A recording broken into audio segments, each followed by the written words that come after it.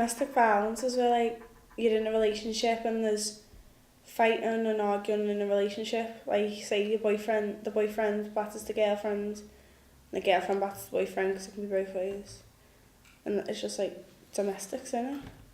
Domestic violence can be sexual violence, emotional, financial abuse, or physical. The government has also recently recognised that domestic violence can be coercive behaviour or controlling behaviour. That's like being told what you should wear, what you shouldn't wear, not being allowed to have Facebook, or all that sort of stuff, and being coerced by friends and peers really into behaviour that you wouldn't normally do. Can you explain what SWACA is and how to support young people? SWACA is an agency that supports women, children and young people who have lived in or are experiencing domestic abuse. Young people in particular are supported either in schools, in children's centres or in the general community, wherever they feel comfortable really. Why do you think domestic violence is an issue young people experience? I think domestic violence is an issue that everybody can experience sometime in their lifetime, not that everybody does. Young people in particular, I think it's to do with their peers and the circles of friends they're mixing in, and if it's acceptable in that circle, then it becomes acceptable for that young person. Most girls want the lad to be there for them, to look after them, and maybe the lads just want someone to look after, not someone who's looking after them. Because lads really like to be in control of the relationship, don't they? Not fully in control, but it's like lads prefer it if a girl rents to a girl owns. Because if they own, then they've got most of the power. A young person who'd recently moved into this area, had no friends, was going to school, was befriended by a boy who she thought was really fit, and he was really nice and kind to her. He bought her things. He started questioning her friends, the friends she was starting to make in school. She stopped going to school. She didn't have any friends. She deleted her Facebook account. She started arguing with her parents. She ended up moving out to live with him. He was a little bit older than her. That's when the physical violence started. But before that, obviously, there was a lot of coercing and controlling behaviour. She started to dress differently. She ended up being sexually exploited by him and his friends because he'd coerced her into that sort of behaviour. She eventually came to this agency, and we're helping her at the moment get out. She's out of that relationship, but it's still very difficult to get out of that circle of friends she has. I think to talk to somebody, whether it's friends, family, somebody at school, somebody in the community, even your doctor, anybody, because I think what happens with young people, and what we found through workshops we've done ourselves in schools, is they don't really talk to each other about it. They try and keep it hidden because it's embarrassing, I think, and you just need to talk to somebody, and then once it's openly discussed, I think it's easy to deal with.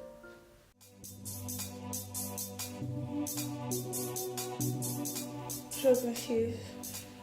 So like people like overuse drugs, not overuse them, but just take them for the fun of it.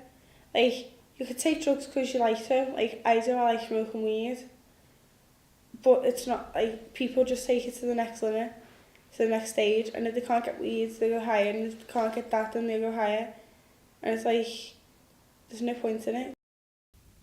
Well, the misuse of drugs really is any drugs that are taken without being prescribed. So the use of illegal drugs. So we've got Class A, Class B, Class C drugs. But you can also misuse prescription drugs. Some people have different sort of ideas on what is misusing and what is just using them. But I'd say any drugs that were illegal and you were using them, it's a misuse of drugs because it falls under the Misuse of Drugs Act. Again, SMASH is a Tier 3 service designed to help the young people of Sefton. Anybody that has issues with either drugs or alcohol that might impact on school, may impact on home life, may impact on them personally, either psychologically, socially, physically.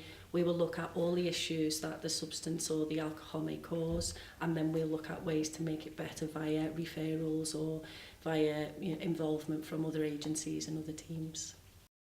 Kids are starting to smoke weed a lot younger, Like, it's just disgusting. I mean, yeah, we smoke weed, but we're 14, 15, do you know what I mean? We're old enough. Not old enough, but we're older.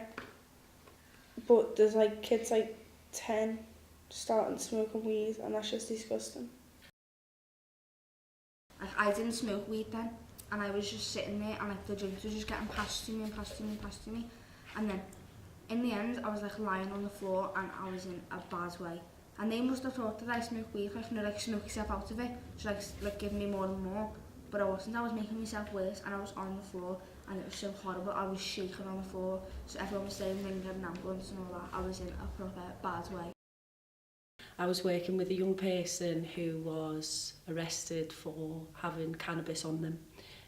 That was via the triage system. That's another thing that we work with in SMASH. If somebody's arrested, because they don't want to criminalise young people early on, if it's just a minor offence, then they'll refer them to our service. Once this young person was referred to our service, there was a whole host of other issues. He was using cocaine, there was issues at home, there was issues with familial mental health. So there was a lot of work that had gone into that family. There was issues with parents using drugs and stuff. Now, we would never have known that had they not been diverted to our service via triage. Because what you do, isn't it, like once you've tried, like say you start on like a birthday, and then you'll hear like someone will start talking about weed, and you're like, oh, I want to try that, I've never tried weed. And then you'll try weed, and then you'll hear a new drug, and they'll be like, oh yeah, let's just have one try of this. So say if it's like cocaine or something, you'll try that, and then they'll move on to like Gary's or something, and then just keep going up and then until they end up on the Bobby or something. Yeah, but the worst thing is though, you have like parents that go to the kids, never ever do weed or something like that. Obviously, if you tell a kid not to do nothing, they're gonna go and do it. So it's like my mum turned around to me and said never smoke weed, but she smoked weed, so she's a proper hypocrite. So obviously I was gonna do it just to spite her. So that's why I started, just to spite my mum. And obviously I liked it, so I carried it on. But it's different though, because like parents do tell the kids what to do, and most kids don't like getting told what to do. So that's probably why they're just gonna be defiant and go and do it anyway, instead of listening to the parents. Well, our service works with young people on the basis that they want to get help. So if other people think, oh, you're using drugs or you're drinking too much, you need to get help, whatever help we put in place for that young person, it wouldn't work, because the young person needs to agree to our service, they need to help. We can only give them the tools, they actually need to do the work. But I'd definitely say if there was a young person that needed some help, if there was a young person that wanted to access our service, then definitely just give us a call, and we can look at it from there. All our work with young people is needs led, and it's on a one-to-one basis, so we're led by the young person.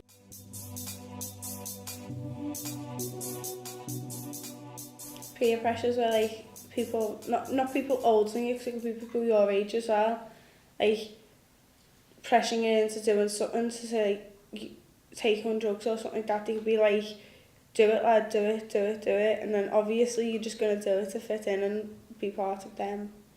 So peer pressure, something you don't want to do, but you do it anyway. I would say peer pressure is something surrounding young people.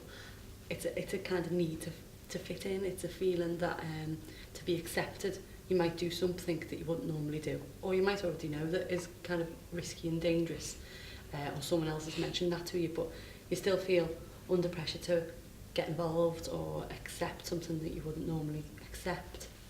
Targeted youth support or targeted prevention is a service for young people aged 8 through to 18 all the way across Sefton, and it is a targeted service, which means that we have to work with young people who are most vulnerable or most risky. And what that means is young people who might be having trouble in school, they might be getting bullied, they might be getting excluded, or it might be young people who start to experiment with drugs.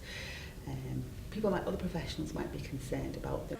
I got referred by school, and she's just there to, like, someone for me to talk to, and she helps me, and she goes over the topics, sexual health, drugs, relationship abuse, everything like that. And she's really easy to talk to, because really she's got her own past experiences, and she's got experiences with drugs and relationship abuse, and she she just sits there and speaks to you about it, and it's like she's really good to talk to. So if I need to tell that to her, I'd go. Sometimes it can be the pressure that keeps you isolated, as well as puts you in a situation with a group of young people. People think peer pressure tends to be groups of young people, but I've got a young woman, you know, that I'm working with at the moment that has said, I'm not going out. And you say, why? And she says, well, because I haven't got anything to wear. So it's kind of thing, she doesn't feel that the clothes that she's got would be accepted by the group of friends that she's got or in the area where she lives. So she's just kind of staying in. We had one young woman who was really lovely young woman. She went to a party. She was kind of influenced to go to this party. She had too much to drink. She wasn't used to drinking an awful lot, and she was drinking. She was having a hard time in school, smoked cannabis, and she ended up having sex with somebody, a lad that she did actually really like from school. What she didn't know was in this house there was somebody with a camera there who filmed the whole thing and then put it on the internet. And so the next day she couldn't just wake up and forget all about it. She had all of that to deal with, so everyone in school knew exactly what happened. Teachers found out, police were involved, social services got involved. So it really is something that can just take one moment, that one party, that one drink, that one smoke too many, and things can just get so out of hand. And that sounds like a really extreme situation, an extreme example, but actually it isn't. There's more things like that happen that I think young people are aware about. The media, like, say they put something on like the telly, and then it make everyone think that they have to be like a that. weird film. Or not even that, because peer pressure just isn't about weed and that. But I mean, like, do you know when you put like thin people on the telly, Yeah, and then like fat people are like, I've got to be like that, yeah. and it's out of order. But it's worse off for girls though than it is for lads, because girls can get into like Way lads. more situations Yeah, than what lads because can do. just off one stupid night a girl could be pregnant or ruin her life or anything, but lads can't, because Yeah, but they if a can't girl get gets pregnant. pregnant, then that means the boy is also with that. I reckon it will affect lads more, because lads want to be like, Scarly, like the top yeah, man. they want to be like the better than everyone else, and girls don't really think like that. No, do but they? the girls want to be like, Girls just want everything, yeah, that's what I mean, like everything down. but lads, they want to be better than everyone else. Want to But be the girls, hardest like one. lads can just say you mess. If lads don't want to do it, they'll say you messing. But if a girl wants to do it, she'll just do it anyway. Peer pressure, I think, is really linked to self-esteem and self-confidence in young people, and I think one of the most important things is for young people to have opportunities to develop and achieve and feel then more confident in their own ability. So it's kind of, you don't have to get that confidence off somebody else then, because it's within you. So I think if we can raise young people's self-esteem, working together, then that's probably what needs to happen. We guess not.